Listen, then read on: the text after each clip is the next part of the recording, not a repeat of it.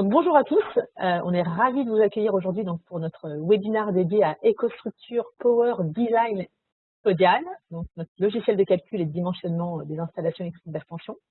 Donc, je me présente, je m'appelle Géraldine Bach, je suis responsable marketing digital chez Schneider Electric et j'interviens aujourd'hui en tant qu'animatrice pour ce webinaire très complet que va nous présenter Pierre pendant 1h30. Donc voilà, je suis accompagnée de Pierre Cosolino, notre expert en charge des logiciels de conception électrique. Pierre, bonjour. Bonjour Géraldine, bonjour à tous. Merci d'avoir rejoint cette présentation. Voilà, donc, vas-y, je t'en prie. Non, bon, alors, voilà, alors, si tu passes tes slides, avant de te laisser la parole, on va commencer par quelques petites recommandations et conseils pour que, voilà, ce webinaire se passe dans les meilleures conditions possibles. Donc, vos micros sont coupés. En revanche, vous avez à disposition un chat qui est disponible donc dans le menu qui est en haut de votre écran, accessible en cliquant sur le petit picto bulle. Donc, n'hésitez pas à poser vos questions tout au long de la formation.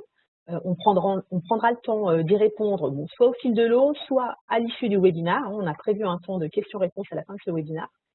Et puis, de toute façon, vous aurez accès à l'enregistrement de ce webinaire et à un document qui reprendra l'ensemble de vos questions à l'issue donc de la présentation.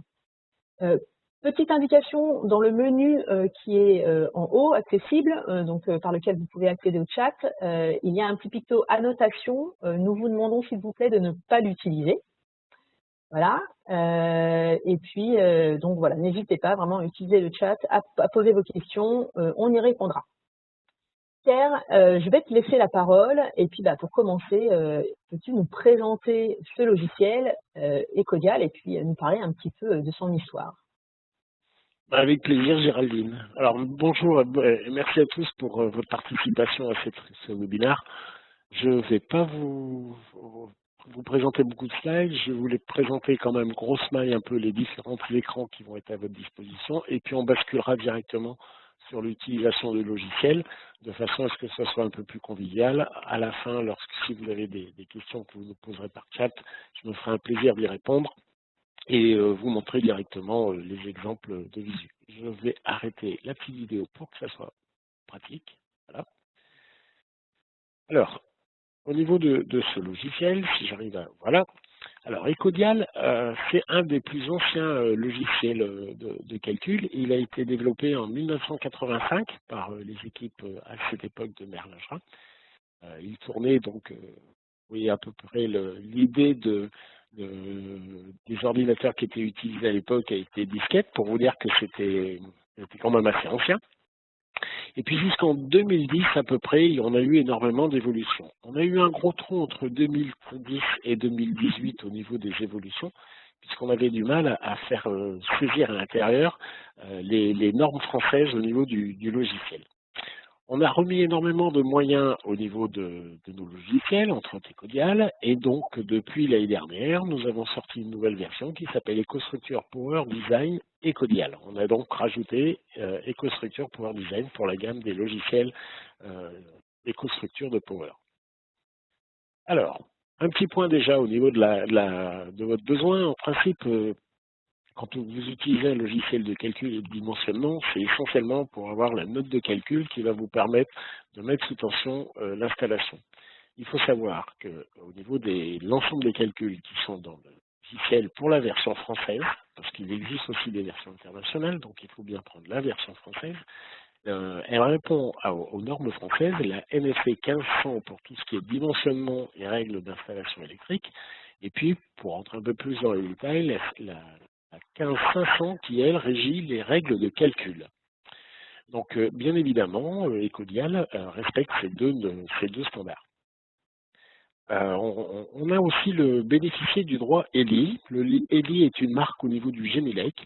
L'intégralité des fabricants de logiciels de calcul, nous sommes regroupés au sein d'une instance au niveau du Genelec et nous avons décidé de créer une marque ELI. Pour ELI, on a fait les calculs, on a pris 3 exemples d'installation électrique assez complets, double source, etc., des moteurs, des onduleurs, et on a fait les calculs à la main. On rentre exactement le même schéma dans le logiciel et on doit obtenir les mêmes résultats. Si vous obtenez les mêmes résultats, à ce moment-là, vous avez le droit de la marque ELI. Donc, ELI, c'est un gage de qualité vis-à-vis de votre utilisation parce que ça vous garantit que les règles de calcul de l'NFC, des NFC 1500 et 15500 sont respectées au niveau des résultats que vous obtenez à la fin. Donc, le logiciel ELI, le logiciel Ecodial a reçu la certification de la marque ELI. Alors, première question, la mise à disposition du téléchargement. Cette question nous vient souvent. Alors évidemment, nous mettons sur notre site de téléchargement les dernières versions au niveau du logiciel. Il faut savoir que nous sortons un logiciel à peu près les 3 ou 6 mois, suivant les cas et les évolutions d'offres que nous avons au sein du Schneider Electric. Alors, vous avez plusieurs moyens pour accéder à ce logiciel. Oh, excusez-moi. Le plus simple, c'est d'aller sur le site. Vous ouvrez une page Google pour Internet, vous tapez Schneider Electric et vous arrivez sur ce bandeau ici. Excusez-moi, je vais prendre mon pointeur laser. Voilà. Donc, vous tapez Schneider Electric, vous arrivez ici sur une bannière. Dans cette bannière, vous tapez sur le produit, ça vous ouvre la fenêtre des produits, et vous allez trouver un petit item logiciel. Vous cliquez sur logiciel, et à ce moment-là, vous arrivez sur une page où vous allez pouvoir télécharger l'intégralité des logiciels de Schneider Electric. Ces logiciels sont bien évidemment gratuits. Vous retrouverez EcoStruxure Power Ecodial, mais aussi EcoStruxure Design Rhapsody. Donc, la première méthode, c'est d'utiliser facilement la bannière et télécharger directement sur nos sites. Vous en avez un deuxième, puisqu'on va vous mettre à disposition cette présentation. Vous copiez directement ce lien-là, vous le mettez dans votre navigateur et automatiquement vous aurez la page pour télécharger ces logiciels. Depuis quelque temps, au niveau d'Ecodial, nous utilisons aussi des tutos. De plus en plus au niveau de nos logiciels, pour vous aider à vous former, à comprendre le fonctionnement de ces logiciels, nous utilisons des tutos. L'avantage au niveau d'Ecodial, c'est que ces tutos sont à l'intérieur de l'application. Bien évidemment, je vais vous montrer tout à l'heure. Vous avez actuellement 7 petits tutos qui sont les basiques pour entrer dans la sélectivité et les protections, pour générer un rapport. Ces tutos font moins de 2 minutes en principe. Ils ont un seul objectif pédagogique, calcul et vérification ou coordination du dispositif. Vous regardez le tuto et au bout des 2 minutes, vous connaissez les fonctionnalités pour coordonner vos protections. Même chose pour des schémas et des impressions.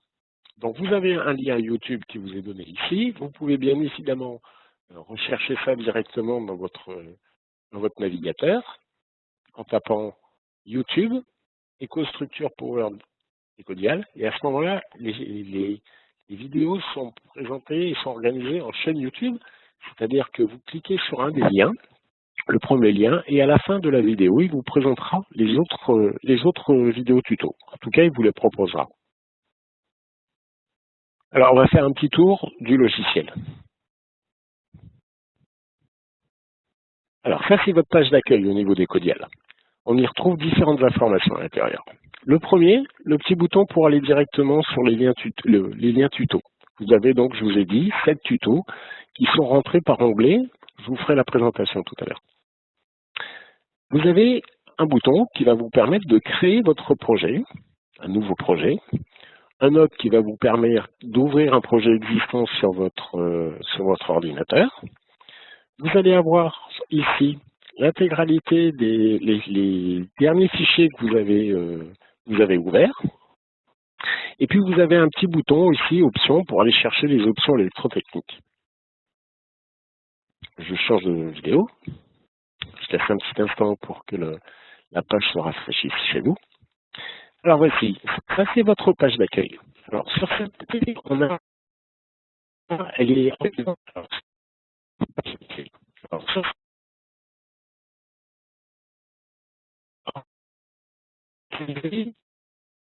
sur cette page d'accueil, elle est pour retrouver et sur vous parlez de l'identifier par des dimensions nucléaires. C'est le niveau de son dimension que vous vérifiez pour spécifier votre schéma unifilaire. celle qui est présente sur l'écran, vous allez pouvoir dessiner le schéma unitaire qui vont tout à fait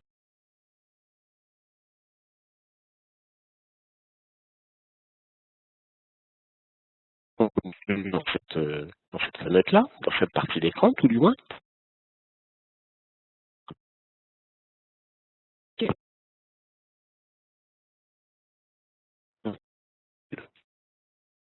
Alors, je vois que Géraldine a un petit problème de son. J'espère que ce n'est que Géraldine et que j'attends une confirmation que vous m'entendez. Est-ce que Pour ma tout le part, monde m'entend? ouais, alors, oui, c'est bon, on t'entend à nouveau. Il y a eu un petit problème de son, voilà, mais c'est bon, c'est rétabli. D'accord. Alors, je sais pas à quel moment. C'est rétabli, tu peux y aller. C'était au tout début, là, il y a il y a 1 minute, là, mais c'est bon. Tu peux continuer. Je pense que ça ne serait pas déranger le fil de la présentation, Pierre. Ok, d'accord. Bon, n'hésite pas à intervenir, Géraldine, hein, par chat. Donc, vous avez les 3 onglets qu'on rebalayera. Cette page ici qui est divisée en deux parties. Une partie pour le schéma unifilaire, ici pour différentes informations. Et puis, l'onglet rapport pour éditer votre note de calcul. Je change de slide. Alors, au sein de cette page où vous avez défini votre schéma unifilaire, il y a plein d'informations. Ici, vous voyez que vous avez 3 parties. Vous avez entrée, calcul et solution. Lorsque vous allez dessiner votre installation unifilaire, dans entrée, vous allez pouvoir faire les différentes entrées qui sont nécessaires, c'est-à-dire définir les paramètres électrotech qui sont nécessaires à l'installation. J'entends par là le nombre de pôles, les calibres de vos charges et différentes autres informations, on va les verra tout à l'heure. Sur le côté, ici, et là on va s'intéresser un petit instant à cette fenêtre-là, vous avez 3 onglets. Le premier, c'est l'onglet propriétés. C'est ici que vous allez définir les propriétés des différents éléments de votre source, de vos disjoncteurs ou de vos interrupteurs, de vos câbles et de vos charges. Vous allez avoir aussi, si vous cliquez à côté, l'onglet détail. L'onglet détail, en fin de compte, ce sont toutes les informations que vous allez retrouver au niveau de votre note de calcul. À l'intérieur, vous allez donc identifier les différents types de disjoncteurs, j'entends par là la gamme du disjoncteur. Je prends un exemple, NSX 400F, avec sa micrologique, etc., le nombre de pôles. Vous allez retrouver l'intégralité des courants de court-circuit qui sont calculés à différents points de l'installation. Vous allez retrouver également les chutes de tension cumulatives ou par partie au niveau de l'installation. Toutes ces informations-là qui seront reprises au niveau de la note de calcul. Vous avez aussi l'accès aux courbes où vous allez pouvoir travailler votre sélectivité. Si vous avez des réglages de micrologique, par exemple, vous allez pouvoir affiner vos caractéristiques et voir le déplacement au niveau des courbes, sachant que les courbes, vous avez les protections contre les ICC, thermiques et magnétiques, les protections des câbles et les protections différentielles pour la sécurité des personnes. Si vous allez dans Calcul ici, dans Calcul, vous aurez l'intégralité des courants de court-circuit qui sont calculés à différents endroits de votre schéma unifilaire. Donc les solutions, où là, tous les appareils ici seront identifiés suivant leur nom de gamme que vous proposez Codial. Bien évidemment, à tout moment, vous pouvez changer ces informations-là et je prends un disjoncteur pour un autre. Suivant, je vous présenterai tout à l'heure l'intégralité des disjoncteurs qui ont été calculés par l'application. Je change de slide, je vous laisse un instant. Voilà. Alors, dans le fonctionnement au niveau des Codial, en 1, ici, vous allez avoir, une fois que vous aurez réalisé votre schéma unifilaire, que vous aurez complété les informations, et que vous allez lancer le calcul par le bouton 2 qui est là, calculer le projet, en 1, ici, vous risquez d'avoir des avertissements ou des erreurs. Vous cliquez sur le bouton, ça va vous ouvrir, on verra tout à l'heure, une petite fenêtre qui va vous dire quelle est l'erreur. La plupart du temps, les erreurs sont, vous avez oublié d'identifier le courant de votre charge, votre bilan de puissance, vous avez oublié ou vous n'avez pas renseigné correctement le différentiel. Un différentiel est nécessaire à un endroit, donc pour la sécurité des personnes, il faut le rajouter. Et donc, vous avez toute une liste d'avertissements qui essayent d'être, comment dirais-je, clairs, de façon à ce que vous apportez une action au niveau de la résolution du problème. Et dans la fenêtre 3, ici, on prend un exemple. Là, vous voyez que j'ai sélectionné le disjoncteur qui est ici. Ici, je vais avoir toutes les caractéristiques ou tous les paramètres qui sont modifiables au sein d'Ecodial. Par exemple, je peux choisir un autre produit. Je vois que le logiciel, c'est un 4P, 4 pôles. Je n'ai pas demandé de filiation, je n'ai pas demandé de motorisation. Et pour la protection différentielle, on ne voit pas, puisqu'il y a le petit bouton qui est ici, mais c'est ici qu'elle s'identifie ou qu'elle se rajoute. Et ici, l'intégralité des boîtes où vous allez avoir la possibilité d'identifier votre source, votre répartition, c'est-à-dire votre jeu de barre ou votre lien de connexion, votre peigne, les différents départs qui est possible d'utiliser. Vous avez la possibilité de mettre des transformations, des transformateurs pour avoir un neutre, pour changer le régime de neutre. Et puis les différentes charges qui sont une charge générique, c'est un carré. En principe, c'est un symbole qui est utilisé pour tout. Vous avez les lampes. Prochainement, vous allez avoir les LED. Vous avez les prises. Vous avez les moteurs. Et vous avez les onduleurs. Donc, le logiciel est complet. Au niveau du logiciel, de tous les interfaces qui existent sur le marché, Ecodial a l'interface le plus simple. Je veux dire que si vous prenez un peu de temps pour aller voir les tutos sur YouTube, assez rapidement, vous pourrez prendre la main sur le logiciel. Donc l'interface est simple. Par contre, les calculs qu'il y a derrière, c'est les calculs NFC, donc on peut très rapidement rentrer dans des calculs très poussés. Il va gérer les différentes possibilités au niveau des... Vous savez qu'on utilise de plus en plus de charges déformantes. J'entends par là les alimentations à découpage des ordinateurs, des LED, bref, tout ceci qui déforme l'onde courant. Et à partir de là, eh bien, on a la possibilité d'identifier un taux d'harmonique. Et là, on rentre un peu plus dans l'électrotech pure. Mais on reviendra un petit peu si vous avez des questions à la fin par rapport à ça. C'est pas tellement le but de cette présentation. Je change de slide. Donc, je vous ai parlé des 3 feuillets propriétés, détails et courbes. On y reviendra et je vous referai une petite présentation tout à l'heure pour voir un petit peu les différentes, ce que l'on peut en faire et surtout les informations on peut retirer par rapport à ça. Donc vous aurez une zone graphique, les propriétés de votre installation et des différents éléments, la note de calcul détaillée qui vous permettra d'avoir les informations avant d'imprimer définitivement votre note de calcul, et puis l'onglet courbe qui va vous permettre de regarder et d'identifier correctement les informations qui ont été calculées.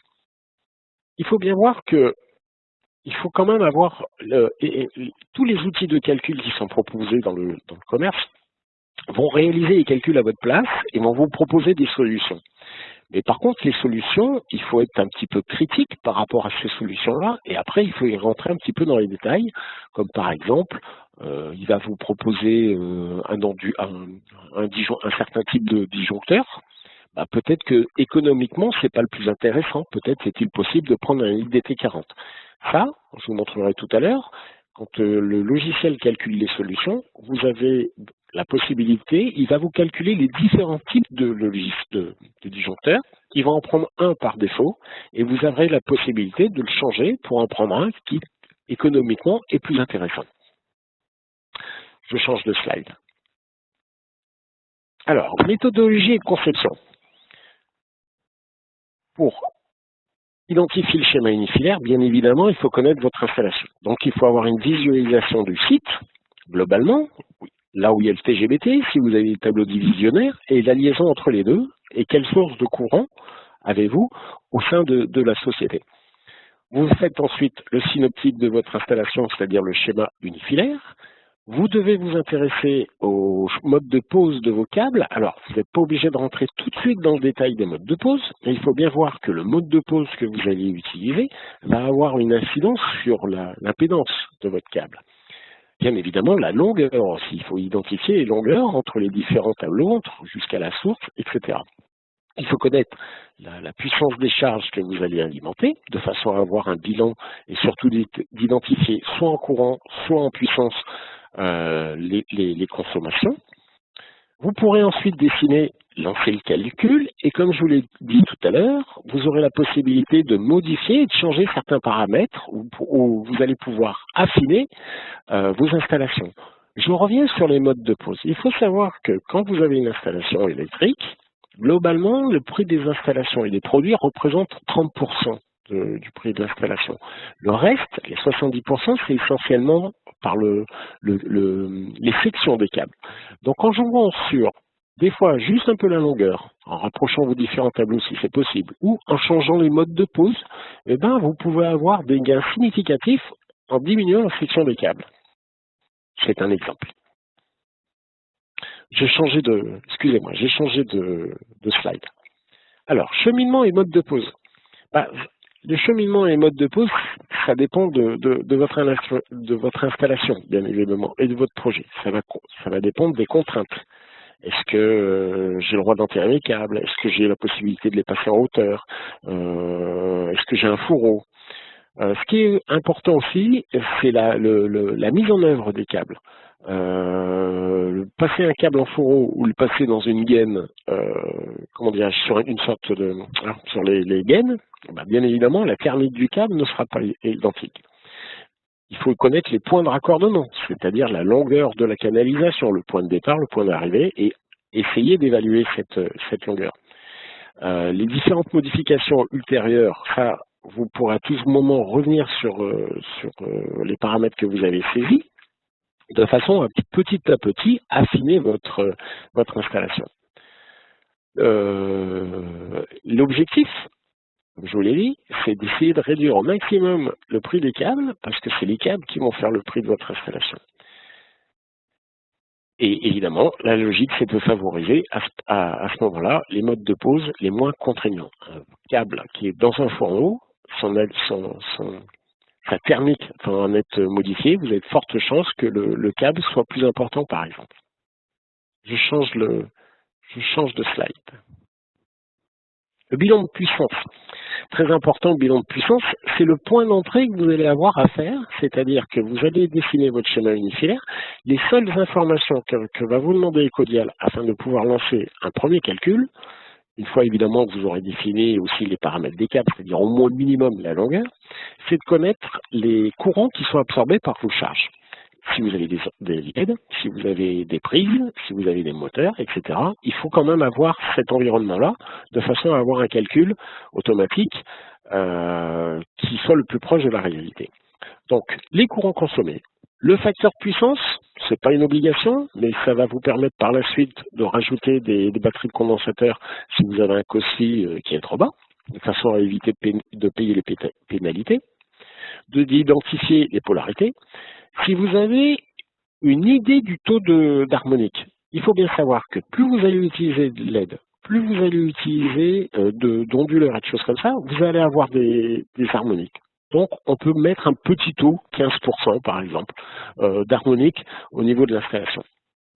Vous avez la possibilité d'identifier, si vous avez un jeu de barre, ce que j'appelle le KS, c'est-à-dire le facteur de simultanéité. Est-ce que toutes les charges sont alimentées en même temps ou est-ce que j'ai une proportion, sachant que là aussi, c'est normé, donc vous pourrez avoir une visu et de la norme et de l'application que vous voulez mettre dans votre projet. Identifier les charges déformantes, ce qui revient aux harmoniques, et puis plein d'autres paramètres. Je change de slide.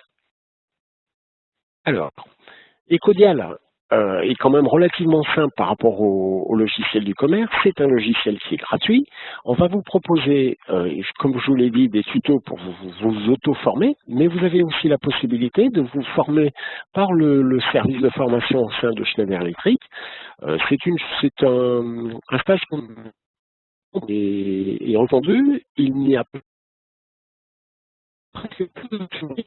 On ne fait que de la pratique au niveau de différentes installations. Et vous allez pouvoir entrer dans différents cas qui vont des cas simples, du tarif jaune, jusqu'à des exemples de tarifs verts avec différentes contraintes telles que les onduleurs, les moteurs, les variateurs, etc.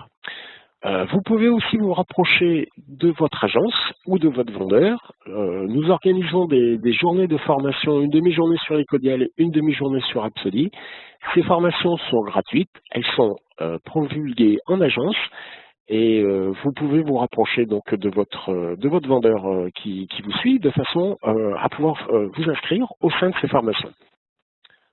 Je change de slide. Alors, avant de faire les questions-réponses, ce que je vous propose, c'est de basculer sur l'utilisation de Ecodial, de regarder un petit peu, et puis après, on reviendra, si vous voulez bien, sur les questions-réponses. Hop.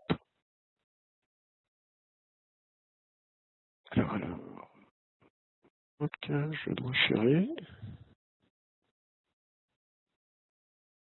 Voilà, Géraldine, s'il te plaît, tu peux me dire si on voit bien mon écran? Alors, oui, ça y est, ça bascule. On voit ton écran, Pierre. C'est bon. C'est bien sur Ecodial. Et j'ai perdu la souris. Ah non, elle est là. Ah, par contre, là, j'ai pas le droit d'avoir la souris laser. Bon. Hop. Excusez-moi.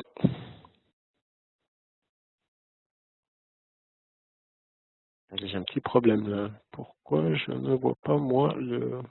Ah, parce que j'ai les deux.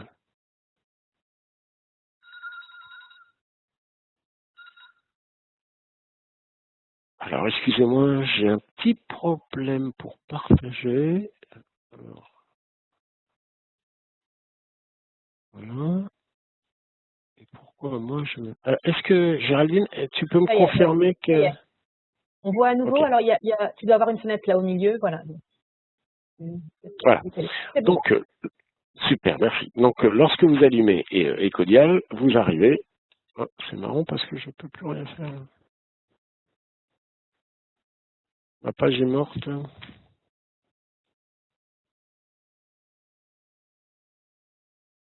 Hop, stop sharing. Alors, je vais partager à nouveau. Voilà. Bien. Qu'est-ce qui se passe? Je ne peux pas sélectionner mon Ecodial. Qu'est-ce qui se passe?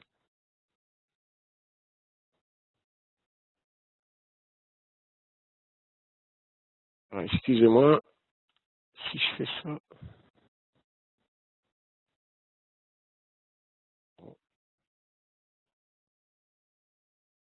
Alors, je vais réouvrir mon Ecodial. Est-ce que c'est lui qui était gelé? Mais j'arrivais plus à cliquer pour entrer dans les différentes options.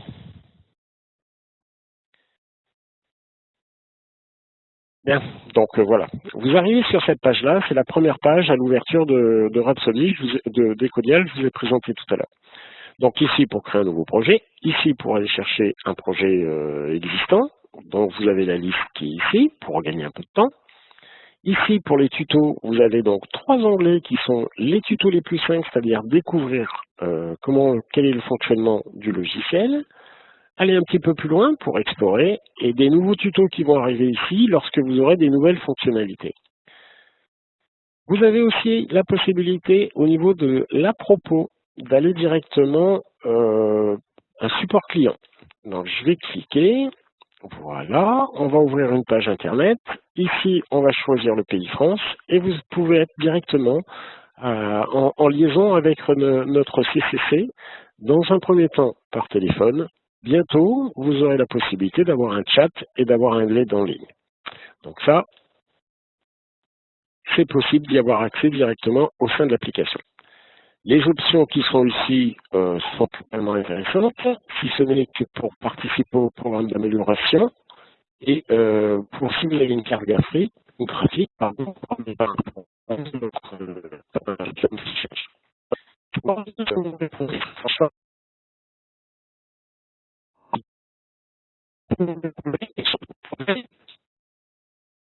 je vais effacer ça, voilà. Voici la page que je vous expliquais tout à l'heure. Alors ici, on va s'intéresser déjà à ces 3 premiers onglets. Le premier onglet ici, c'est les paramètres électrotechniques. Vous allez voir la fréquence, le cosinus phi, ici les chutes de tension. Si vous voulez des parafoudres ou pas, si vous demandez de l'affiliation, etc. La section maximum ou maximum que vous voulez avoir au niveau de vos câbles, avec différents paramètres. Même chose au niveau des canalisations préfabriquées, c'est-à-dire qu'en ce qui nous concerne les canalistes.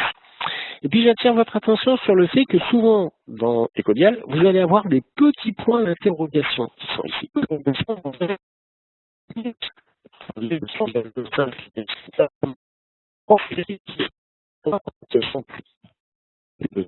Pierre, c'est Géraldine. Pierre, oui. Tu m'entends? C'est Géraldine. Excuse-moi de te couper.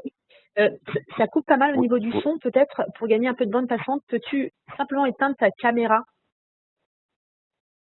Tu sais, en cliquant, voilà, on clique sur le petit picto caméra. Voilà, comme ça on t'entend. Et je pense qu'on gagnera. Alors, le petit picto caméra.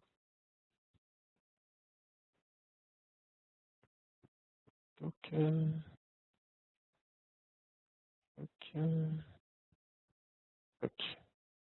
Là. Oui. Voilà. Est-ce que c'est mieux comme ça? Effectivement. Merci. Comme ça. Ouais.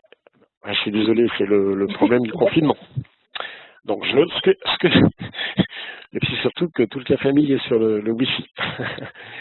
Alors, à partir d'Ecodial, je ne sais pas où je vous ai perdu, mais ça c'est important de s'arrêter un instant.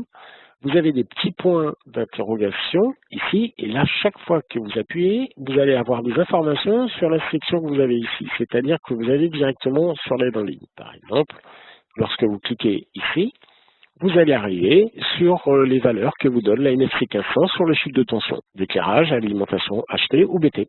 Et ça, c'est général au niveau de l'application. Chaque fois que vous avez un petit point d'interrogation, vous avez une information directement sur l'aide en ligne, pointée au bon endroit. Ça, c'est les onglets paramètres. Conception et dimension, donc là, vous allez appuyer et trouver l'intégralité de la boîte à outils qui va vous permettre de dessiner votre installation. Donc, par exemple, on va prendre une source de courant. Voilà, et je reviendrai sur les différentes sources de courant d'ici un instant. Voilà. Ici, vous voyez que sur la source de courant, j'ai poste privé ou distribution publique. Si vous faites du tarif jaune, vous êtes en distribution publique. Et donc là, ce sont les règles de NFC 1500 qui s'appliquent. Comme je connais un petit peu l'application, je vais rajouter tout de suite des protections différentielles. Ici, je ne vais pas la mettre. Je vais saisir ici un courant et je vais pouvoir lancer. À noter que voilà, tant que le schéma est bleu ici, c'est que vous n'avez pas saisi l'intégralité des informations ou vous avez mal connecté une charge au point de liaison que vous voyez en haut, que je vais zoomer ici. Voilà. D'accord. Quand vous prenez une charge ici, vous voyez que le petit point blanc doit venir s'accrocher ici. Et à ce moment-là, un petit point vert apparaît. Lorsque j'ai déposé ma charge, on voit que tout le circuit est bleu. Tant que le circuit est bleu, c'est qu'il manque une information. La plupart du temps, comme je vous l'ai dit, les informations que vous demande Ecodial, c'est que tout le schéma unifilaire soit relié, les différents points soient reliés. Et le deuxième, c'est que les courants ou les puissances soient définis. Alors, c'est ce qu'on va faire. Vous voyez que dans l'onglet propriété, au niveau de cette charge, je vais pouvoir lui fixer un courant. Et hop, le circuit devient noir. Je vais faire la même chose ici. Et hop, le circuit devient noir. À partir de là, je vais pouvoir calculer. Donc ça, c'est pour dessiner le schéma unifilaire. Vous allez utiliser les différentes fonctions qui sont ici. Vous avez la possibilité, ici, dans l'onglet propriété, d'affiner vos réglages. D'accord? Demander de l'affiliation, d'augmenter les calibres. Alors, vous allez voir, je vais lancer le calcul qui est ici et je me suis arrangé de façon à laisser une erreur au niveau du logiciel. Le calcul demande un petit instant et vous voyez qu'ici, j'ai des points rouges avec une croix blanche et en haut, ici, j'ai des erreurs et des avertissements. Je vais ouvrir la page d'erreurs et d'avertissements qui me dit que la protection des personnes n'est pas assurée pour ces éléments-là. Effectivement, il faut mettre des différentiels. Alors, comment je fais ça? Alors, je choisis mon disjoncteur. D'accord? Et là, je vais dans les propriétés donc, de ce disjoncteur-là, c'est à rappeler sur la petite fenêtre qui est ici. Et là, je vais pouvoir définir les différents éléments de ce disjoncteur. Dans ce cas-là, on va prendre une protection différentielle. La classe, je la prends indifférente, sachant que j'ai différentes possibilités de classes de protection différentielle. La mise en œuvre, je vais la laisser indifférente, sachant qu'elle pourrait être séparée, intégrée, ajoutée ou autonome, c'est-à-dire un relais RH ou un bloc additif au disjoncteur, ou intégré du type micrologique, etc. Et je vais pouvoir de nouveau lancer le... Est-ce que j'ai fait ça pour les deux? Non. Je vais faire ça pour les deux, de façon à gagner un peu de temps. Et là, je vais pouvoir lancer mon calcul. Donc, je relance mon calcul. Ça demande toujours un petit instant au niveau du calcul. Voilà. J'ai supprimé l'intégralité des erreurs. Je n'ai que des avertissements. Et à partir de là, je vais pouvoir aller un petit peu plus loin afin d'éditer par la suite ma note de calcul. Alors, ici, j'ai mon schéma unifilaire. J'ai utilisé les boîtes de fonctions qui sont là. On va s'intéresser à ces trois onglets qui sont ici.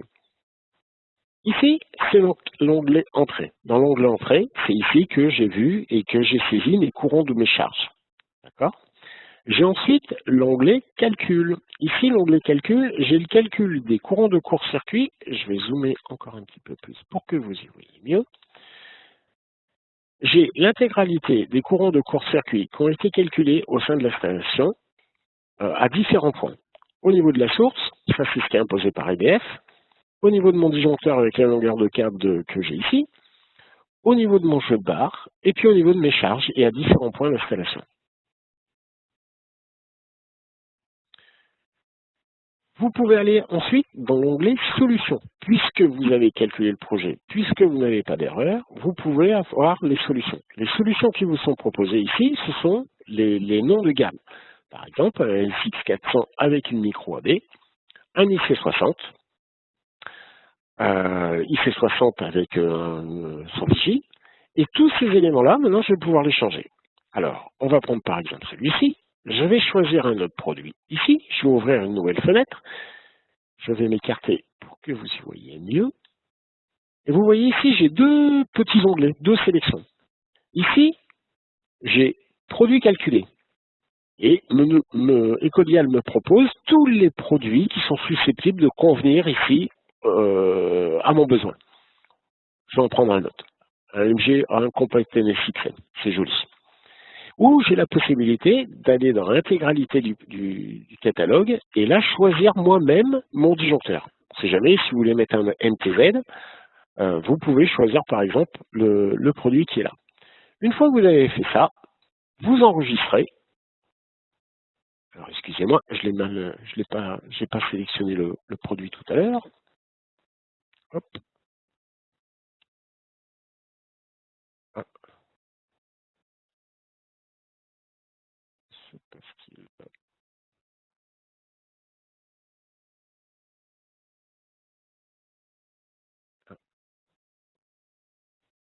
Je suis désolé, j'ai eu un petit plantage. Je vais réouvrir mon écostructure.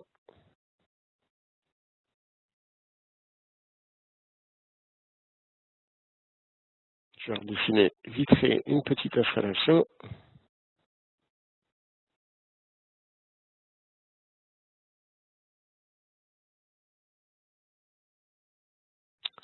Voilà. Ce qui va me permettre de vous expliquer les sources d'ailleurs, puisque voilà, je vais mettre une petite source, une petite charge, je vais mettre un courant de 10 ampères, je vais lui mettre son disjoncteur différentiel, je vais rajouter ici une distribution publique, je vais rajouter, voilà, et là je vais pouvoir relancer mon calcul. J'aurais dû enregistrer, comme ça, si ça aurait été plus simple pour le retrouver. Voilà, donc maintenant que j'ai fait ici, j'ai donc les entrées calcul, que je vais zoomer pour mieux y voir. Voilà. Et je vous disais, je choisis les autres produits ici, et je vais prendre par exemple un NG125. Je valide mon choix, et vous voyez que le disjoncteur qui est ici, il est verrouillé. Quels que soient les calculs que je vais demander à nouveau, ça sera toujours un NG125 et Codial ne changera pas les produits qui sont ici. Vous pouvez déverrouiller soit par la fonction qui est là, soit en prenant un autre produit, en allant chercher un produit. Au niveau des sources, on va s'arrêter un instant sur les différentes sources qui sont ici. Lorsque vous utilisez le petit carré, le petit symbole avec le triangle noir, ça, c'est une source tarif jaune. En principe, il faut utiliser cette source-là si vous faites du tarif jaune. Dès que vous utilisez du tarif vert, eh bien, on peut utiliser cette source-là. Vous voyez, il y a quand même une grande différence. Sachant que la plupart du temps, les informations du transformateur qui sont ici, c'est à vous de les compléter, puisque le transformateur tarif vert, on ne sait pas forcément les informations. Et vous avez la possibilité aussi bien, ces symboles sont doubles, c'est-à-dire que vous avez la possibilité ici d'avoir un transfo avec un disjoncteur, mais vous avez aussi la possibilité d'avoir un type de source en limite de propriété, c'est-à-dire que vous avez un disjoncteur qui est extérieur au bâtiment et un disjoncteur qui est à l'intérieur du bâtiment. Et on a le même symbole avec des interrupteurs. Voilà. Et vous avez exactement la même chose pour les sources de tableau jaune. Vous voyez, je vais vous les mettre à l'écran. Voilà. Une solution avec la source et directement le disjoncteur, ou le disjoncteur en limite de propriété, une longueur de câble pour aller jusqu'à votre armoire électrique et de nouveau un disjoncteur, ou un disjoncteur, limite de propriété, et un interrupteur. Je supprime les appareils. Et je vais débloquer mon installation. Vous avez vu que dès que j'ai fait une modification, je suis obligé de relancer le calcul, donc je vais pouvoir relancer le calcul à nouveau. Voilà qui est fait. À partir de là, nous allons nous intéresser donc aux entrées, j'en ai parlé, le calcul, je vous en ai parlé, les solutions qui vous sont proposées, je vous en ai parlé, les changer, je vous en ai parlé. Je peux aussi affiner mes longueurs de câble. Ici, je peux identifier et changer ma longueur de câble, voilà, sachant qu'une fois de plus, je dois recalculer, puisque j'ai changé les paramètres électrotech et donc ça a une influence sur le calcul d'ICC de l'installation, qui peut être vérifié ici. Et puis je peux modifier mon mode de pose, ici, de mes câbles. Donc la situation, le système d'inhalation, tout ça, c'est à vous de le paramétrer, et systématiquement, vous aurez un petit dessin pour qui est un aide, en fin de compte, de façon à vous aider à choisir le mode de pose le plus approchant, ou en tout cas celui désiré, sachant que ça, c'est des valeurs normatives. Donc, on a une information dans les lignes, ici. Vous avez défini vos modes de pose, vous avez défini vos longueurs, vous avez mis vos charges, vous avez lancé le calcul, vous avez pop dans les médias modifié vos appareils, eh bien nous allons nous intéresser maintenant à l'onglet détails ici. Je vais ouvrir un petit peu la fenêtre. Voilà. Dans l'onglet détails, ici, vous allez avoir les informations qui sont au sein de la note de calcul, où vous allez avoir les caractéristiques au niveau du disjoncteur, les caractéristiques au niveau de votre mode d'exploitation avec un type de sélectivité qui est ici. Je descends un petit peu, les paramètres que vous avez mis au sein des câbles avec le mode de pose, les différents facteurs de correction dont je ne vous ai pas parlé, mais là on rentre un peu plus dans l'électrotech, mais vous pouvez changer tous les facteurs de correction au niveau des câbles, le foisonnement, la température, etc. Vous allez pouvoir continuer en bas pour avoir les différentes, ce qui a été calculé au niveau de la section des câbles, et vous avez la partie ici qui vous donne l'intégralité des courants de court-circuit qui vont du courant triphasé jusqu'à le courant min ou max pair. Et à la fin, toutes les valeurs de chute de tension au niveau de votre installation avec en différents points d'installation, enfin sur les différentes branches et les différents circuits. Une fois que vous avez vérifié ça, vous pouvez revenir maintenant dans l'onglet courbe. Et dans l'onglet courbe ici, il faut sélectionner un disjoncteur, bien évidemment. je vais vous ouvrir un petit peu. Voilà. Et donc, au niveau de cet onglet, vous avez ici les différents valeurs de court-circuit que vous avez eu au niveau de votre note de calcul. Donc, on va enlever le courant de base, on va enlever le courant de paire dans les médias, le IES-min. Et là, vous voyez les valeurs de courant de court-circuit et ici, votre protection. Donc, on voit que l'installation est correctement protégée. On peut, puisque cela c'est une micrologique, est-ce que je peux le changer? Vous voyez, je peux changer les valeurs directement de mes réglages des courbes. Vous avez en bleu la courbe d'ici, vous avez en rouge, excusez-moi, la courbe bleue c'est le IC60, la courbe rouge c'est le 400. Donc là, vous allez pouvoir affiner et vérifier si vous n'avez pas une sélectivité totale. Vous allez pouvoir affiner par le biais des réglages qui sont ici votre installation. Ça, c'est pour le thermique et le magnétique. Vous allez pouvoir faire la même chose au niveau des câbles, vérifier que vos câbles soient bien protégés au niveau de l'installation. Vous allez pouvoir vérifier également si les protections différentielles, hop, voilà, sont correctement positionnées. Sachant que là aussi, vous allez pouvoir les modifier. Vous voyez, quand je clique directement, d'abord j'ai un cadenas qui verrouille le réglage que vous avez changé. Donc si je relance le calcul, j'aurai toujours ce même réglage. Et vous voyez que le réglage change au fur et à mesure de mes réglages. D'accord? Ça, c'est pour l'onglet courbe, donc 3 courbes, thermique magnétique, les câbles et les protections différentielles. Le détail, pour voir le détail de votre calcul, et pour changer pour tout déverrouiller, lancer le calcul à nouveau, et on peut partir sur quelque chose de plus simple. Alors, au niveau du dessin ici, vous avez vu que je vais me permettre de recentrer mon schéma unifilaire au sein de l'installation. Ici, c'est pour faire des saisies. Alors, les sources, je vous en ai parlé. Vous avez différentes sources qui vous sont posées ici avec un petit pop-up qui à chaque fois s'ouvre pour vous expliquer ce que c'est. Donc là, c'est une source BT. C'est celle que vous devez prendre. Vous avez ici la répartition. Alors, c'est plutôt les jeux de barres, c'est tous les points de raccordement.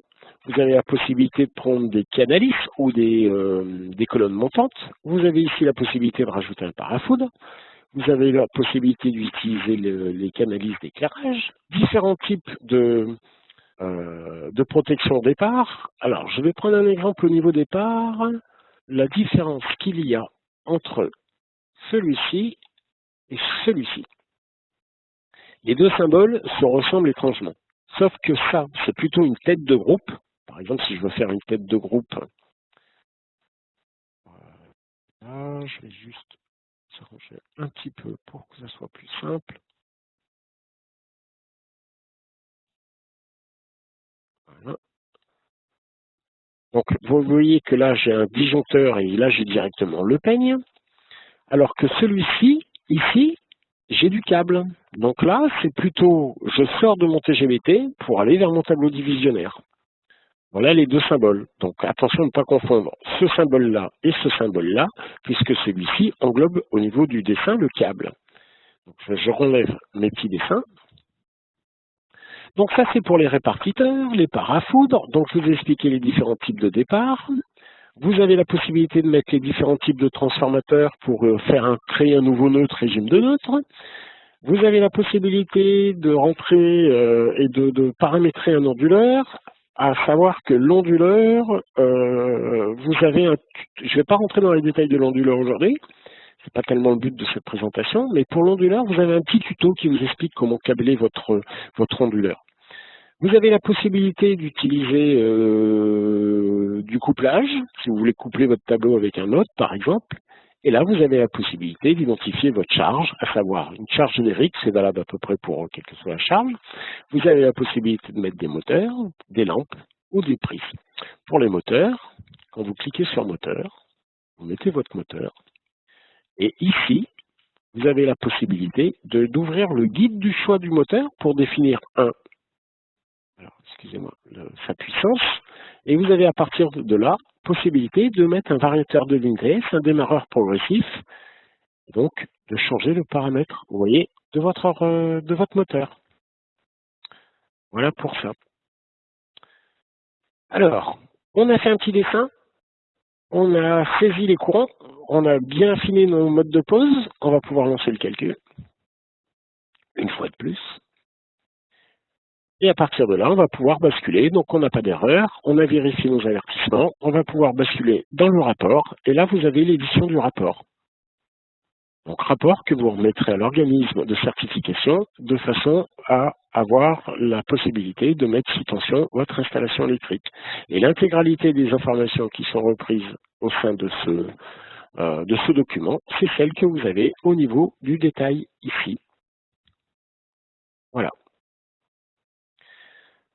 Après, vous avez différentes, quelle heure est-il, pour façon à avoir un peu plus de temps pour les questions-réponses. Je ne vous ai pas parlé des possibilités du tableau de saisie qui est juste en dessous. Voilà. Si vous avez une installation qui est assez grande, avec un grand nombre d'appareils, ici, afin de gagner du temps, vous pouvez faire des copier-coller, par exemple, et vous voyez que ça s'implémente ici. Ici, ce n'est plus ni moins que exactement les mêmes caractéristiques que vous aviez au niveau des appareils, et vous pouvez donc les changer directement ici. Donc, le type de courant, la polarité si c'est nécessaire. Si vous voulez une protection différentielle, c'est un peu plus rapide, afin de faire une saisie, je dirais, de masse. Voilà. Hop, je reviens sur mon installation. Je pense vous avoir fait une présentation assez rapide, mais assez complète au niveau des Codial. Alors, je vois que les questions dans le chat apparaissent, donc on va peut-être pouvoir basculer, Géraldine, sur les questions afin que je puisse répondre aux questions. Tout à fait. Alors, allons-y. Effectivement, il y a un certain nombre de questions. Je vais les prendre dans l'ordre. La première, une question à savoir, à quand une version native sur Mac OS, Pierre?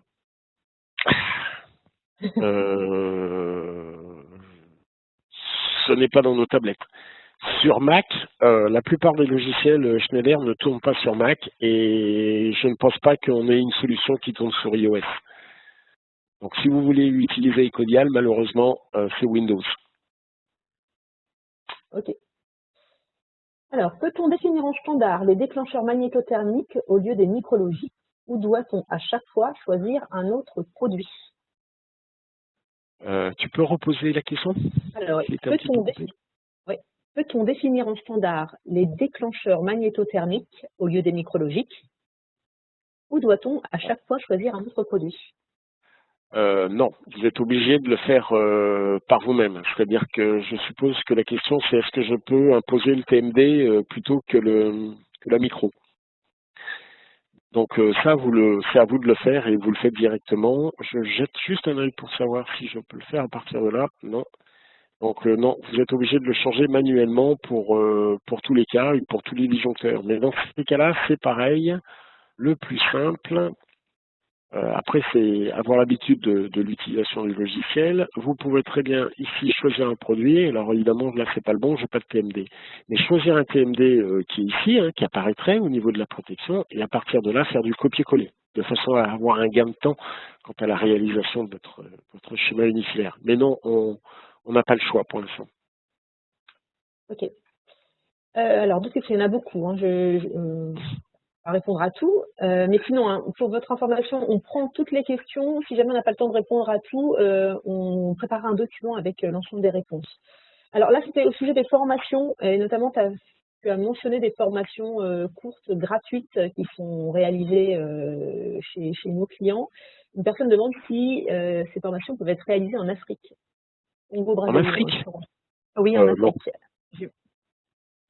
Non, ce sont des formations, je suis désolé pour la personne qui travaille en Afrique, mais non, on n'a pas de déplacement, vous êtes ici au pays France, donc on ne gère que le pays France, enfin pays France géographique. Donc les formations ne sont données en agence France. Ok. Alors, une autre question. Lorsque l'on veut étudier seulement un tableau divisionnaire, que doit-on prendre comme source, le transpose supposé loin en amont, dans le schéma? Alors, je crois que j'avais répondu à cette question, Mhm. mais je le répète. Lorsque la source est loin, dans ces cas-là, on utilise ce petit symbole. Si on veut voilà, sous-entendu, j'ai ma source qui est loin avec son disjoncteur de protection. D'accord? Là, je suis plutôt NFC 1400. J'ai une longueur de câble qui m'amène à mon TGBT ici. Alors, en principe, c'est pas un interrupteur, hein, ce sera un disjoncteur. J'espère avoir répondu. C'est dommage parce que tu as des questions, mais après, on ne sait pas bien si on y a répondu. Mais je pense avoir bien répondu à la question. Oui, c'est ça. Et là, en l'occurrence, les questions qui viennent, effectivement, c'était pendant ta démonstration, une personne qui demande, et le PDC, on l'intègre où? Parce que du coup, si je te pose la question comme ça, tu sais de Alors, le quoi ça pouvoir parle. de coupure de... Alors là, c'est une question sur le pouvoir de coupure. Est-ce que vous pouvez préciser, s'il vous plaît, par chat, sous-entendu que le pouvoir de coupure des appareils, c'est Ecodial qui va vous le calculer. Sous-entendu que, ici, vous avez les ICC. Donc, le pouvoir de coupure de cet appareil a été calculé, identifié, défini par rapport au courant de court-circuit que vous aviez ici. Donc, c'est lui qui le gère directement, le pouvoir de coupure. Sinon, vous avez directement les valeurs de pouvoir de coupure qui vous sont repris ici et qui sont conformes au document que je vous présenterai. Je vais prendre 2 secondes pour vous présenter le document après. Mais c'est un document que le pays France a créé et qui est intéressant, c'est surtout pour la filiation, pour connaître les règles de filiation entre un tableau principal, un tableau principal et des tableaux divisionnaires sur plusieurs étages.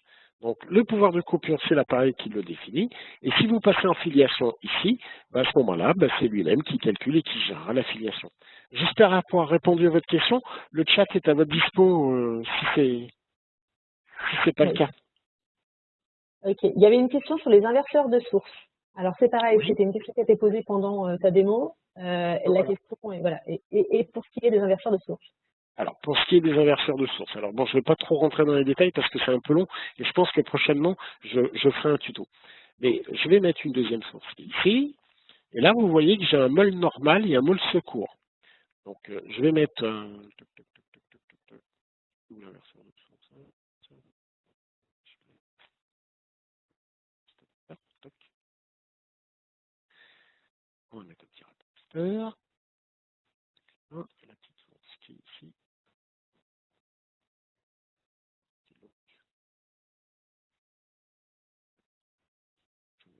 Charge. Donc, au niveau alors, source.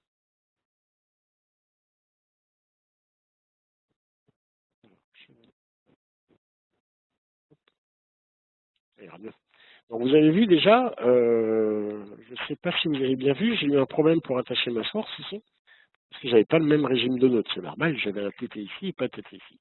Alors, le problème de ça, c'est qu'il va falloir rentrer dans une configuration. Alors, bien évidemment, Ecodial gère ça, mais là, il va falloir créer un mode normal et un mode secours, c'est-à-dire définir la configuration ici des appareils lorsque vous êtes en mode normal, quelle est la source qui alimente quoi, créer et dupliquer cette installation et créer ce qu'on appelle un mode secours. Ah, Ah, vous avez vu ou pas? Hop, voilà. Donc j'ai le mode normal, le mode secours, et ici je vais configurer mes appareils dans ce mode-là, de façon à dire quel appareil est fermé dans le mode normal et dans le mode secours. Voilà, là vous voyez que je suis dans le copie de normal, mais en fin de compte c'est le mode secours que j'aurais dû renommer pour être un peu plus explicite. Ah, et là, donc, ici, je vais dire que cet appareil, il est fermé et que celui-là, il est hop, fermé. Par contre, que celui-ci, ah, excusez-moi, il faut d'abord que j'ouvre celui-ci. Voilà. Et à partir de là, je pourrai lancer mon calcul. Et là, j'ai configuré, vous voyez que les couleurs des éléments ont basculé. Je ne sais pas si on voit bien l'écran. Voilà. Mais grâce au mode d'exploitation, j'ai créé un circuit normal où j'ai moi-même défini les appareils qui étaient ouverts et fermés, un mode secours, et à partir de là, je peux lancer le calcul. Allez, on travaille sans filet. Peut-être rajouter une petite disjoncture, sinon ça va poser problème.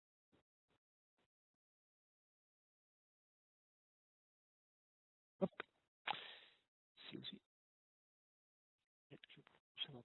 Ah, j'ai oublié de mettre la charge. Vous voyez que tant que le circuit est bleu, c'est que j'ai oublié de... Même moi, je me fais attraper. Justement, il y a une question là sur comment corriger comment résoudre les avertissements. Puisque là, effectivement, tu as des erreurs. Ouais, alors, voilà. Vous avez des avertissements. Les avertissements sont symbolisés par les petites croix rouges. Ici, je sais que j'ai 3 erreurs. Je vais pouvoir ouvrir ici. Alors, je vais fermer la fenêtre, comme ça. Vous voyez que là, cette fois-ci, le lien est souligné. Donc la fenêtre, elle s'ouvre ici, et souvent le lien n'est pas souligné, c'est parce que votre fenêtre, elle est déjà ouverte. Eh bien, vous prenez, et là, vous avez des erreurs. Donc là, je vais descendre un petit peu. Voilà. Donc vous avez une erreur de dimensionnement sur la charge 20, le composant c'est le AA20, la charge n'est pas définie, puissance ou courant nul. Hop, j'ai mis 10 courants. La charge QA20 n'a alimenté aucune charge, ben oui, vous avez vu, je l'ai mise en dehors de mon circuit au départ. Donc elle est bleue. Malgré le fait d'avoir mis un courant ici, la charge est bleue parce que elle n'est pas reliée à mon installation. Vous voyez que apparaît le petit point vert ici, si je la lâche, c'est bon. Et certains composants n'ont pas été calculés, de ce fait, et certains composants calculés, puisque l'installation ne correspondait pas. Alors là, il va falloir attendre un peu plus de temps, parce que là, il y a beaucoup plus de calculs qui se passent au niveau du mode normal et du mode secours, à savoir que l'installation qui va être dimensionnée ici, elle correspond aux 2 cas. C'est-à-dire que l'installation a été calculée pour le mode normal et pour le mode secours. J'espère ne pas, comme j'ai fait pas mal d'allers-retours, ça va demander un petit peu de temps au niveau du calcul. Donc, si tu as une autre question, Oui, alors, juste un aparté. Là, vous voyez qu'effectivement, le calcul du réseau est un petit peu long. Ce problème va être résolu au niveau du mois de juin. Effectivement, on s'est aperçu d'un problème au niveau des boucles de calcul. En fin de compte, il y a des calculs qui sont faits plusieurs fois inutilement. Donc, ceci va être résolu pour le mois de juin. N'en tenez pas compte. Je ne voudrais pas vous donner une mauvaise idée du logiciel, d'accord. Ce calcul sera beaucoup plus rapide dans la version qui va arriver au niveau du mois de juin. À noter quand même que vous avez une barre de progression qui apparaît. D'accord, au niveau du calcul. Donc, laissez le logiciel calculer, mais il est vrai que là, actuellement, le logiciel est vraiment très long. Excuse-moi, Géraldine. Non, je t'en prie, justement, tu parlais des nouveautés sur le mois de juin. Il y avait une question sur l'export vers Rhapsody. Ah, très très bonne question. Alors, effectivement, cette version va, au niveau du mois de juin, ici, vous allez avoir un nouveau bouton. Alors, qui apparaissait pour ceux qui connaissaient déjà l'export. C'est une fonction qui existait déjà. Mais au mois de juin, nous allons avoir une nouvelle version avec une meilleure vitesse de calcul, mais surtout un export vers Rhapsody. C'est-à-dire que vous faites votre installation, vous réalisez votre schéma unifilaire, vous définissez vos éléments, et à partir de là, vous récupérez l'intégralité des informations au niveau de Rhapsody, à savoir les types de disjoncteurs avec leur protection, et comment dirais-je, l'organisation du schéma électrique, quoi. C'est-à-dire tête de groupe avec les barres départ, les départs directs, etc. Donc, en fin de compte, vous faites votre installation sur votre étude sur Ecodial et vous gagnerez beaucoup de temps à le basculer dans Rhapsody pour avoir le chiffrage et la mise en enveloppe. Ça va être un gros bénéfice et un gain de temps. Mois de juin. Ok. Alors, d'autres questions qui sont arrivées du coup après ta démo, donc que tu vois aussi probablement dans le chat. Comment fait-on pour ajouter un générateur au même niveau qu'un consommateur? Je pense au micro-génération à moteur gaz qui consomme avant d'être en service et qui produisent ensuite. Et voilà. Alors là aussi, vous voyez, alors, excusez-moi, je vous ai cassé le tympan. Là, j'essaye. Alors, vous avez vu, j'ai repris une source générateur. Alors, Ça peut être un générateur, ça peut être une deuxième source, peu importe. Par contre, quand j'essaye de l'accrocher, ben, elle ne veut pas. Par contre, si vous avez un petit texte,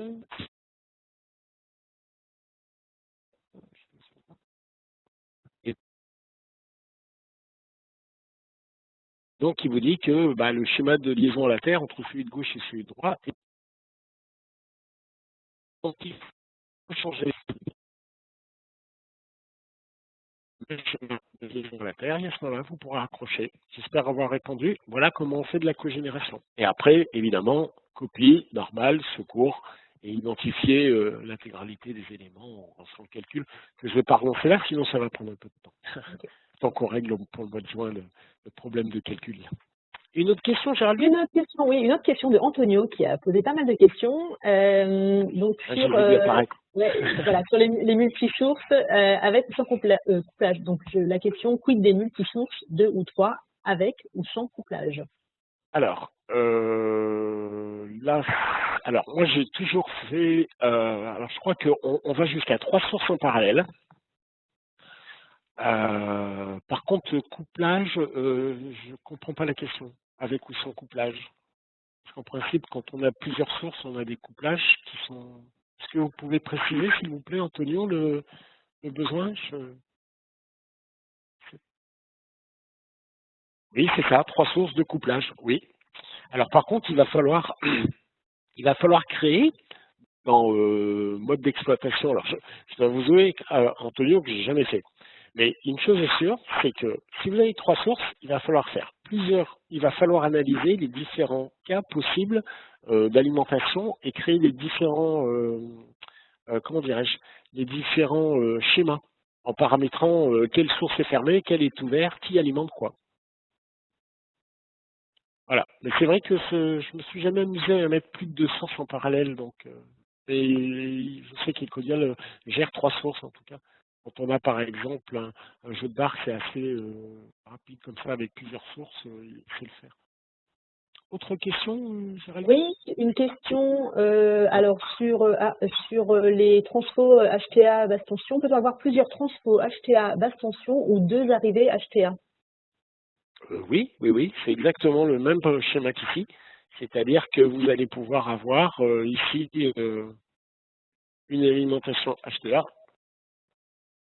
Hop, alors, excusez-moi, je vais faire un petit peu de cible.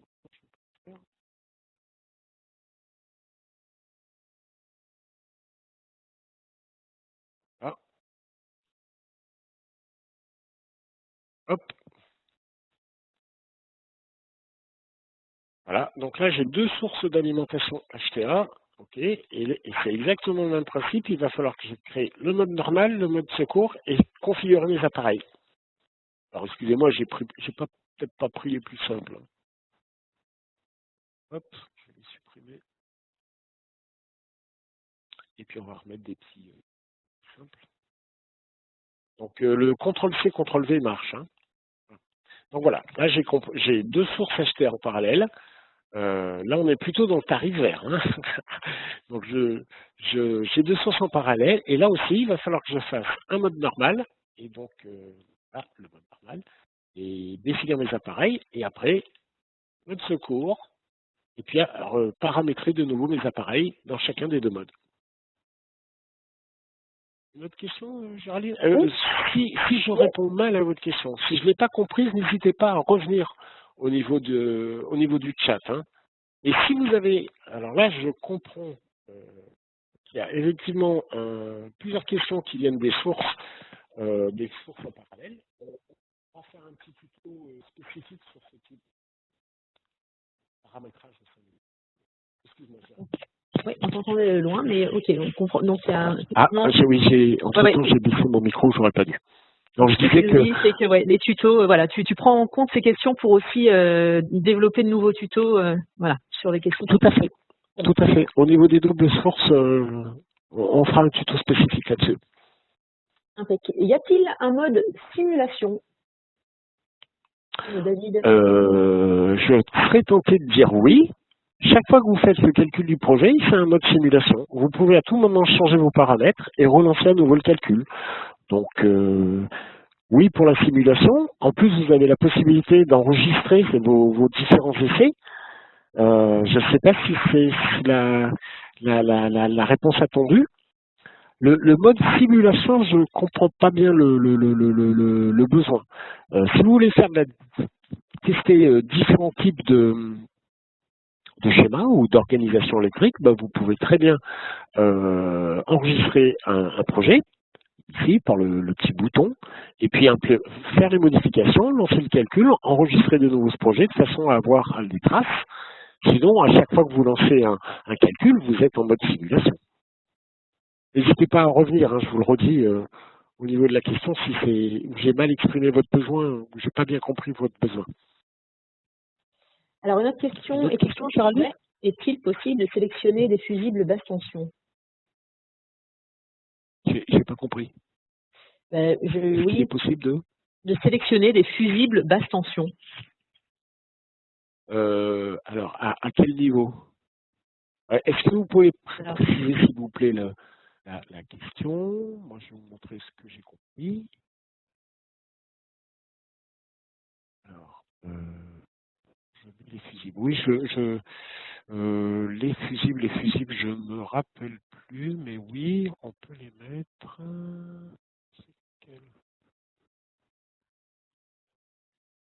On la note cette question et je reviendrai à vous dans les médias. Je ne me rappelle plus. Je fais tellement de disjoncteurs que.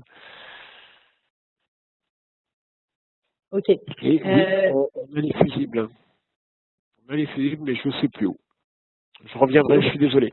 Je reviendrai à vous par rapport aux fusibles. Tu as le nom de la personne qui a posé la question? Oui, tout à fait. On a le nom de la personne et puis de toute façon, on prendra cette question qu'on mettra dans la liste des questions, qu'on mettra à disposition avec le replay. Une autre question sur comment mettre en parallèle un groupe électrogène et générer la note de calcul. Alors, c'est ce que je viens de montrer, toujours le même principe. Calcul, enfin, source prioritaire, un couplage, le générateur. Vous paramétrez votre mode normal, vous paramétrez votre mode secours, vous lancez les calculs. Lorsque vous n'aurez que des avertissements et plus aucune erreur, à ce moment-là, vous aurez accès au rapport. Ok, et sur la note de calcul, une autre question, comment faire une note de calcul d'une extension, sachant que l'installation est déjà existante? Mauvaise nouvelle, il faut déjà tout redessiner, puisque alors, ça c'est pas dit, Alors, comment on peut faire? Comment moi je ferais? Alors, j'utiliserai ça. C'est-à-dire que j'aurai les en allant sur la source, la première source, je prendrai ça comme source, ici. Sur la source qui est ici, j'ai identifierai les paramètres de façon à retrouver les valeurs de courant de court-circuit au niveau du point d'installation de l'ancien point au point de raccordement. Et à partir de là, vous pouvez redessiner votre nouvelle installation et ça prendra automatiquement les bonnes valeurs. Sachant qu'ici, vous avez directement les valeurs de courant que vous pouvez changer. Je vais voir. Petite erreur. Je sais pas, je connais pas voilà, on va prendre 50 ampères. Voilà. Là, j'ai décidé les valeurs de courant de court-circuit au point de raccordement de l'ancien tableau. Donc, je vais pouvoir continuer mon installation. Alors, je ne sais pas quel régime de neutre, hein, on va passer en poste privé, comme ça on n'est pas embêté. Je vais mettre une charge. Donc, je vais mettre un courant. Hop, je calcule. Donc, qu'est-ce que j'ai fait ici? J'ai ni plus ni moins que identifier la source, mon générateur source. J'ai dit en fin de compte que c'était ni plus ni moins que les paramètres de mon point de raccordement au TGBT. J'ai dessiné ensuite avec une longueur de câble mon disjoncteur tableau divisionnaire, de mon nouveau tableau divisionnaire, et donc j'ai complété mon installation. Et là, vous n'avez que la note de calcul de l'extension que vous avez faite. Sachant que, attention, il faudra prouver que les valeurs que vous avez fixées manuellement ici, par l'onglet de propriété, soient bien les valeurs que vous avez au point de raccordement de votre ancienne installation. Est-ce que j'ai répondu à la question? Alors là, j'ai travaillé 100% sans filet. Je suis fier de moi là. Mais c'est une bonne remarque en fin de compte. Ah, je suis tout seul peut-être, Ouais, non? non. Ah, d'accord. Donc, Non, il y a encore pas mal d'autres questions. ah, oui, tout à fait. C'était Samuel. Eh ben de rien, Samuel. Ok, il y a quand même beaucoup de questions. Ce que je te propose, Pierre, c'est qu'on en prenne encore 2 ou 3. Et puis toutes les autres, on les traitera de toute façon, on y répondra individuellement, il n'y a pas de souci. Alors, une question, alors, pardonnez-moi parce que tous les acronymes, je les ai pas tous. Pourquoi est-on obligé de définir RA au niveau de la source? Alors, bien souvent, au niveau de la PGBT. Ah, Est-ce que tu l'as dit cette question? alors, je suis pas certain de pouvoir y répondre correctement. Mais là, je pense qu'on parle de la résistance ici, là. Alors, où elle est cette résistance? Effectivement, c'est des fois, on a une petite résistance qui est là et on parle de cette résistance-là. Est-ce que c'est ça la question? Est-ce que vous pouvez préciser dans le chat, s'il vous plaît? Une question de Nicolas. Ouais, Nicolas, si vous voulez bien préciser. Et puis, si on a des difficultés pour comprendre, Géraldine, on a les coordonnées email, je suppose, des personnes, bien évidemment. Oui, Peut-être oui, leur tout à fait. téléphone aussi, si on a besoin d'avoir un éclaircissement afin de bien répondre. On les a pas systématiquement les numéros de téléphone, mais en tout Pas cas, on a les grave. adresses mail. Non, Donc, mais l'email, c'est déjà bien. On se mettra en contact avec eux. Là, je vois pas ce que c'est que RH. Je sais que de temps en temps, il y a un petit dessin qui est là, ou alors c'est au niveau du jeu de barre. Oui, là, j'ai besoin de gratter. Je sais pas de quoi on me parle là. alors, une question de Francis. Peut-on saisir la valeur de, alors, LKEDF, est-ce que c'est Linky? LK, Ça, ou alors EDF. je lis pas bien la question, mais Je sais pas de quoi on parle là aussi, mais au niveau des valeurs que vous avez ici, c'est les valeurs que vous avez ici, d'accord, et ça c'est les paramètres IDF. Hop, voilà. Non, je vais prendre une autre source parce que je garde les valeurs par défaut. Alors je ne sais pas si je réponds correctement à la question. Hein. Et voilà. Ici, les valeurs que vous avez, ce sont ni plus ni moins que celles EDF. D'accord? C'est le point maximum de courant de court-circuit que vous pouvez avoir. Ah, j'ai pas vu le chat. Ah. Donc, c'est les valeurs maximales. Si vous êtes capable d'identifier ces paramètres-là et de les modifier, vous avez la possibilité de les modifier ici. Alors, je ne sais pas si ça correspond à la question. D'accord? Mais ici, j'ai la possibilité de modifier les paramètres, sachant que ceux qui sont donnés ici, c'est le point de raccordement EDF à la sortie du poste source.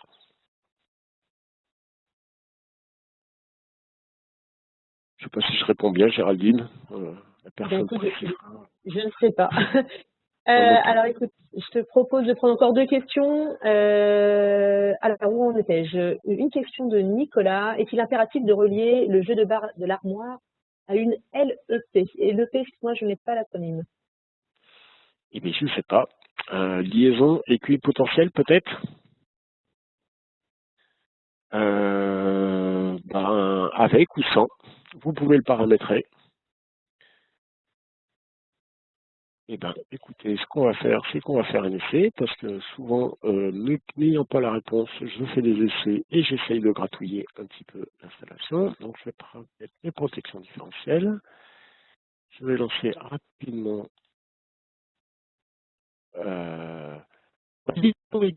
la liaison équipotentielle. En fin de compte, c'est la protection des personnes. Je réfléchis en même temps. Donc, je pense que c'est une information qui doit apparaître au niveau de la note de calcul. Donc, Elwick, c'est dommage, il n'y a pas de petit point. Si je fais 100, qu'est-ce qu'il fait?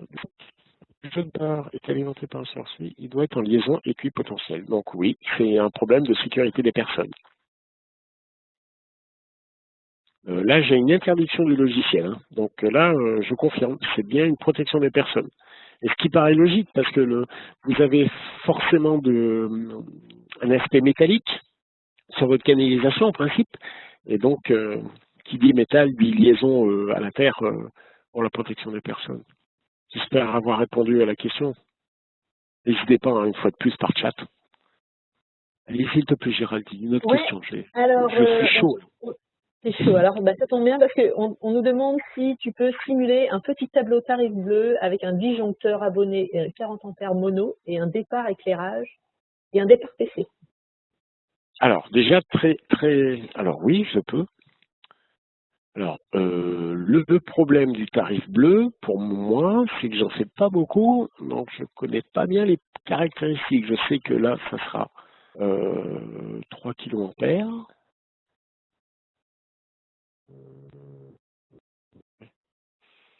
Donc, déjà, tarif bleu, c'est étonnant que pour le tarif bleu, vous ayez besoin d'avoir une note de calcul. Mais oui, tarif bleu, alors attendez, peut-être que j'ai l'aide en ligne qui va m'aider.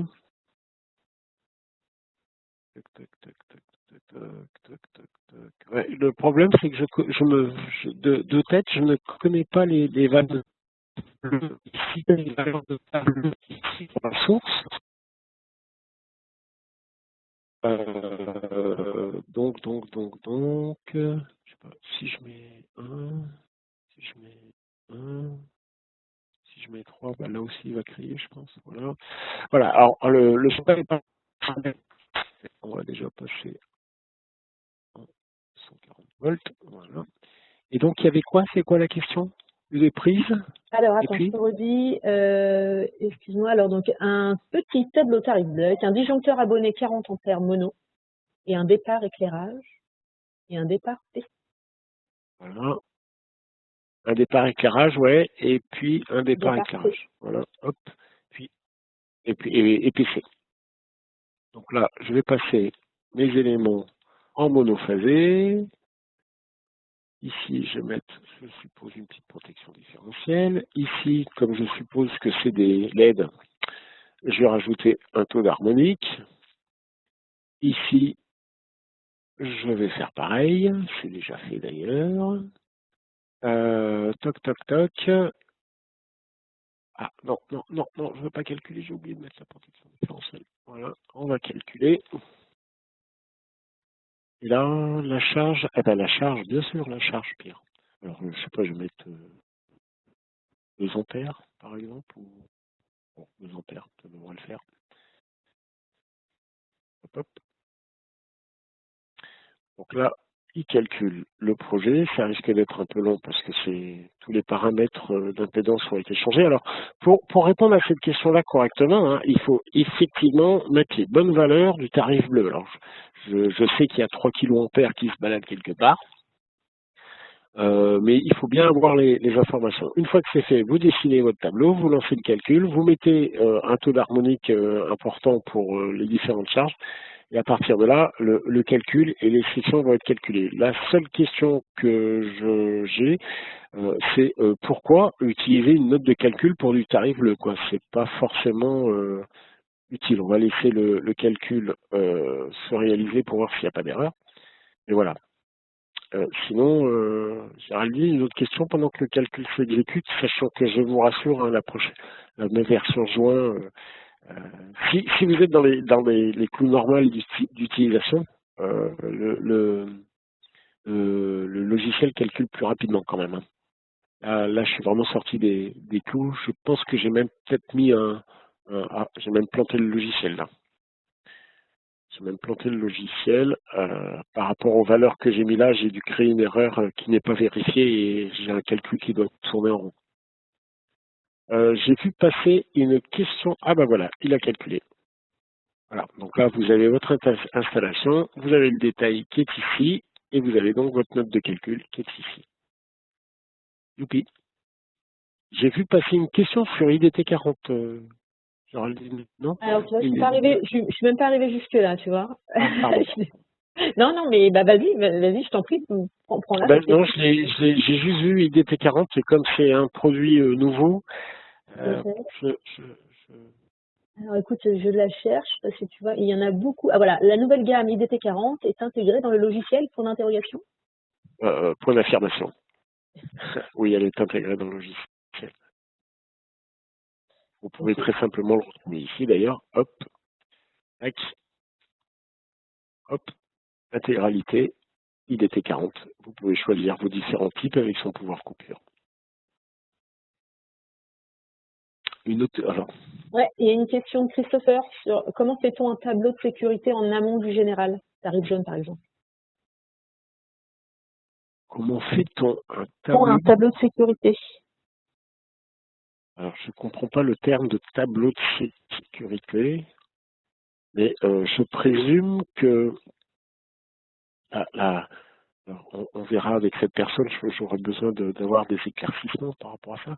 Mais je pense que la question, c'est celle, enfin, moi, ce que je comprends, c'est comment on réalise ce tableau-là, sachant qu'il y a du câble ici, il y a, j'ai mon TGBT. Donc, comment je fais pour réaliser ce tableau-là? Est-ce que c'est ça la question ou enfin, j'ai un peu de mal à comprendre parce que je perçois mal la question, je suis désolé. C'est que, en principe, là, j'aurais un tableau, un disjoncteur, qui va sur un tableau, ici. Donc, peut-être que là, c'est soit ça, soit le besoin, c'est ça. C'est-à-dire qu'ici, je vais créer un deuxième disjoncteur avec du câble, et puis ensuite, dessous, je vais repartir avec un tableau. Donc je sais pas, je comprends mal malheureusement la question, mais je me ferai un plaisir de prendre contact avec vous et d'essayer d'y répondre directement. Ok, Une autre on a une question? autre question, ouais. Peut-on mettre des alimentations en courant continu avec disjoncteur courant continu? Non. Voilà, ça c'est clair. On ne fait pas iOS, on ne fait pas le continu. Je suis désolé. Là, il n'y a Ah, qu'un seul qui sait faire ça. Enfin, les autres logiciels payants. sur la question du tableau de sécurité, il me semble qu'il y a eu des précisions pour gérer du désenfumage en amont du général BF. Pour gérer le désenfumage.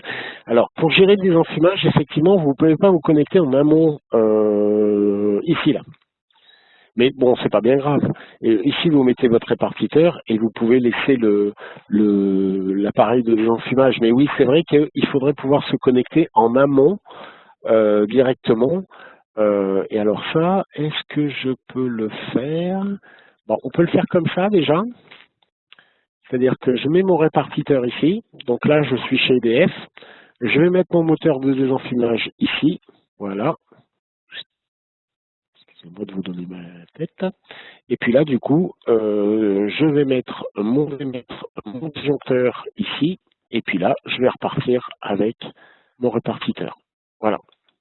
Donc là, en fin de compte, j'ai bien mon moteur de désenfumage qui est pris en amont du disjoncteur principal, sachant que ce disjoncteur-là, en plus, vous pouvez, je suppose, voilà, fermer, et donc redessiner ici votre tableau principal. Je pense que moi, j'y répondrai comme ça. Une source mono? Est-ce qu'on peut créer une source mono? Vous avez une drôle de question? Eh bien, on va voir. Non. Non. Par contre, pour créer une source mono, moi, ce que je ferai... Alors, je vais mettre une répartition ici. Parce qu'en fin de compte, que ça soit mono ou triphasé, on s'en moque un peu. Voilà.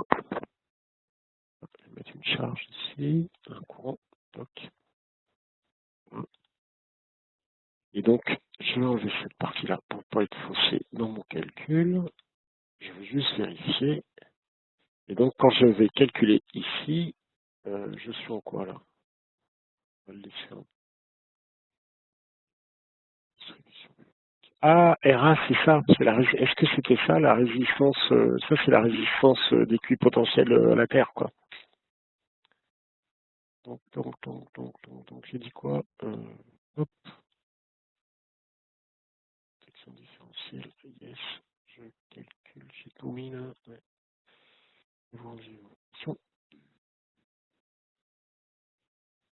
Voilà. Et donc, j'ai pris une source, certes, tri,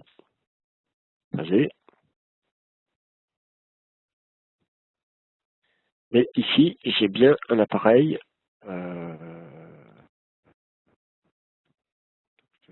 vérifier pour pas te dire de bêtises. Voilà. Ouais. Pourquoi j'ai une phase?